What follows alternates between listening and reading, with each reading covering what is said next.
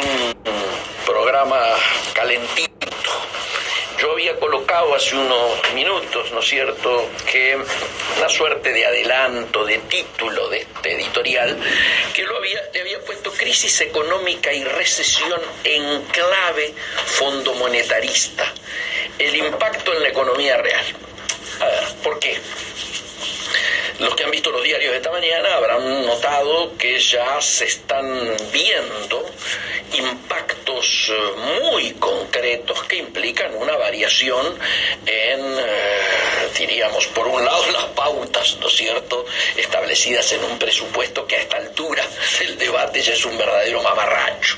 Ni siquiera vamos a decir un dibujo, que sería fino. Mamarracho tiene el poder de un calificativo, diría, más concreto. Si nosotros nos hemos enterado esta mañana que las nuevas hipótesis, ¿no es cierto?, que de los economistas con los que se reúnen los titulares del Banco Central mensualmente para analizar esto que lo llaman estimador mensual, ¿no es cierto?, precisamente de inflación, ya está dando cercano al 28% para el año, luego de que la pauta en el presupuesto nos dijera 10%, luego corregida a 15%.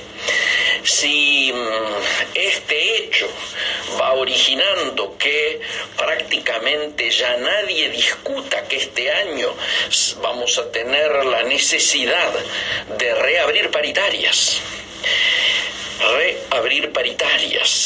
casi una obviedad visto el cierre con que se efectuó algunas paritarias, la mayoría de ellas, y los números que se están pensando como hipótesis para fin de año. ¿Ustedes saben cuándo fue la última vez que oficialmente fueron reabiertas las paritarias en el país?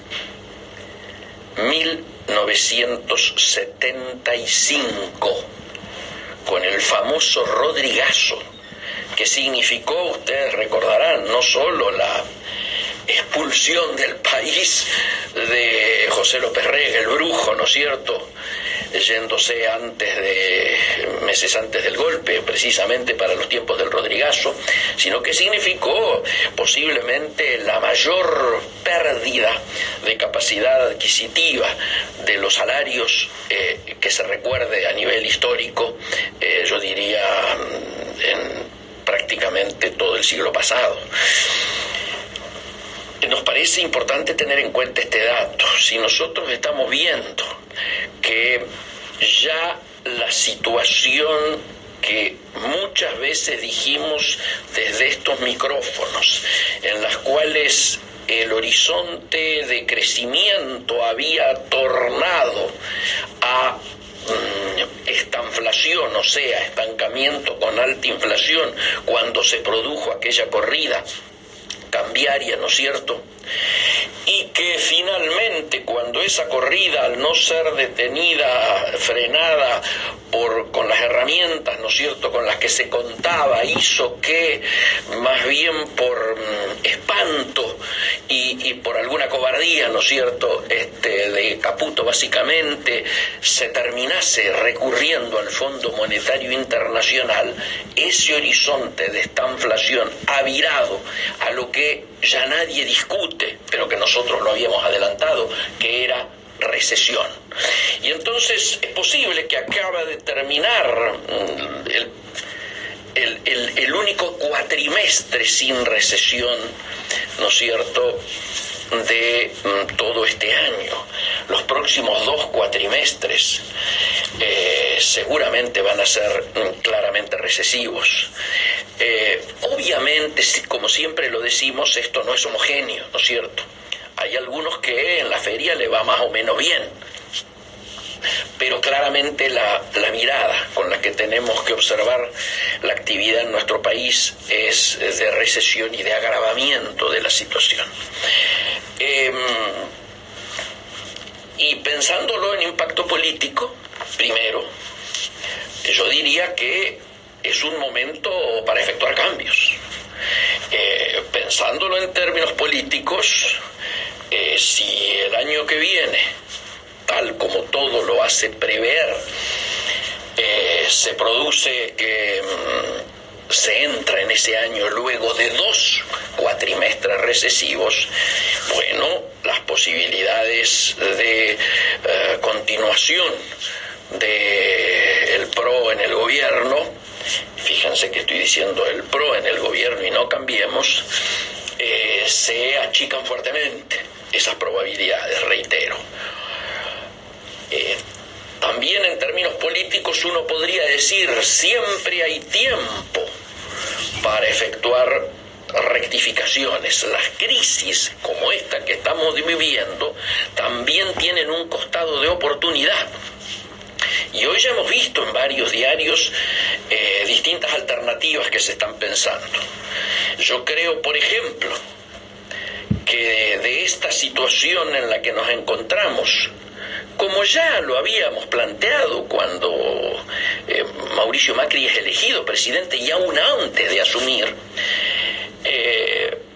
que si en un gobierno de minorías, como el que se constituía a partir del 15 de diciembre de hace 2 años, era necesario plantearse que una minoría sola no puede corregir ni encarar siquiera las tremendas reformas estructurales que hay que afrontar.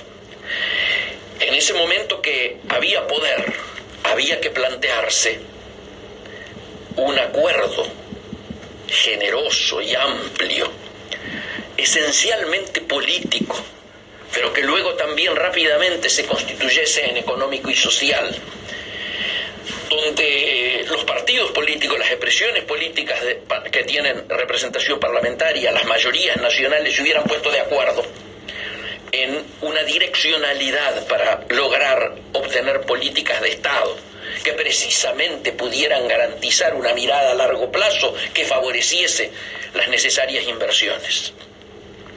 Y luego, lógicamente, a esa mesa tenían que sumarse las fuerzas del trabajo, de la producción, ¿no es cierto?, que tenían que posibilitar una suerte de acuerdo social donde distribución e ingresos estuviesen sobre la mesa. Y lógicamente que la crisis, como ahora se plantea y se oyen tantas voces, ¿no es cierto?, debe ser descargada, yo diría, sobre el conjunto de la población, pero de manera equitativa. Aquí tiene que haber necesariamente, y ahora mucho más que antes, hay que pensar en una reforma impositiva que haga caer el peso, el mayor peso, en aquellos sectores que tienen mayor capacidad contributiva, y que hay que levantar la presión impositiva que está gravando al consumo y a los sectores de la producción que generan empleo, que hay que poner en marcha rápidamente una agenda de la competitividad que nos permita urgentemente enfrentar lo que nosotros adelantamos tantas veces iba a ser el principal problema del año, que era el frente externo, que se ha manifestado en estas corridas, ¿no es cierto?, y en esta situación que nos llevó, por supuesto, nunca pensamos tan rápidamente a tener que caer en el fondo. Porque lógicamente es imprescindible que esa agenda de la competitividad nos permita mejorar nuestra capacidad exportadora, que ahora va a tener un pequeño beneficio en términos de competitividad cambiaria. Se va diluyendo aquella excusa que decía que teníamos un atraso cambiario que nos impedía exportar. Pero claro, faltan infinidad de tips que hacen a esa agenda de la competitividad para recién ahí poder aprovechar una circunstancia como la internacional, que por supuesto está llena de oportunidades a partir de la incertidumbre que ha generado Trump y de la pelea de Trump con sus socios históricos. ¿Qué pasa si lo que México no le va a dejar de comprar a los Estados Unidos como represalia al tema acero y aluminio? ¿Qué pasa si lo que Canadá le compraba los Estados Unidos, o Unión Europea le compraba a Estados Unidos, y ahora no lo va a hacer a partir de los tremendos aranceles que ha fijado desde esta semana, desde el comienzo de mes, Estados Unidos al acero europeo y al aluminio europeo. ¿Qué pasa si esas cosas que Europa va a dejar de comprarle como represalia a los Estados Unidos las ofertamos nosotros? Y lo mismo con China, pese a que todavía allí la cosa es más fluida, ¿no es cierto? Igualmente, China ya ha tomado represalias sobre ciertas producciones de Estados Unidos, particularmente alimenticias. Allí tenemos que estar nosotros para hacer realidad esto de transformarnos de granero del mundo en supermercado del mundo, pero seguimos siendo un supermercado caro, porque no somos competitivos. Entonces, es un momento de crisis, pero donde lógicamente se pueden presentar oportunidades. El tema es que podamos aprovecharlas. Para poder aprovecharlas, es imprescindible que terminemos con la grieta que ha impedido que no solo no podamos resolver la cantidad de problemas estructurales que necesitamos resolver, sino que ni siquiera nos ha permitido encararla. Yo he subido hace muy pocos días fragmentos de un discurso de Raúl Alfonsín en Ferro en el 96, mucho tiempo después de dejar de ser presidente, donde explicaba dos hechos centrales. Primero, para que nadie le quede duda la visión que tenía el querido Raúl en relación al Fondo Monetario Internacional y a sus políticas. Y en segundo término, y muy ampliamente, en ese discurso, Raúl hace eje en la necesidad de la unión nacional a partir de un acuerdo político, económico y social como el que estamos reclamando hoy. Para muchos que se llenan la boca, ¿no es cierto?, y hacen especulaciones acerca de lo que hoy haría Raúl Alfonsín, les pido que recuerden ese discurso.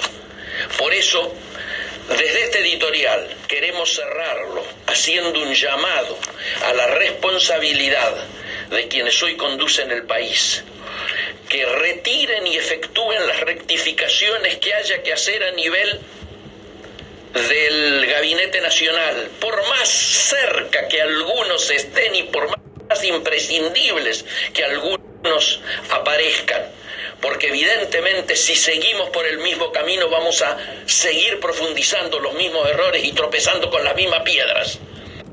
Es necesario que haya una capacidad de rectificación que permita que el conjunto de la sociedad nacional vuelva a recrear una confianza en su propio destino y que encontremos estas soluciones en conjunto y nos demostremos a nosotros mismos que somos capaces de llevarla a la práctica. Hacemos ya un intervalo musical y vamos con el primer llamado del día de hoy.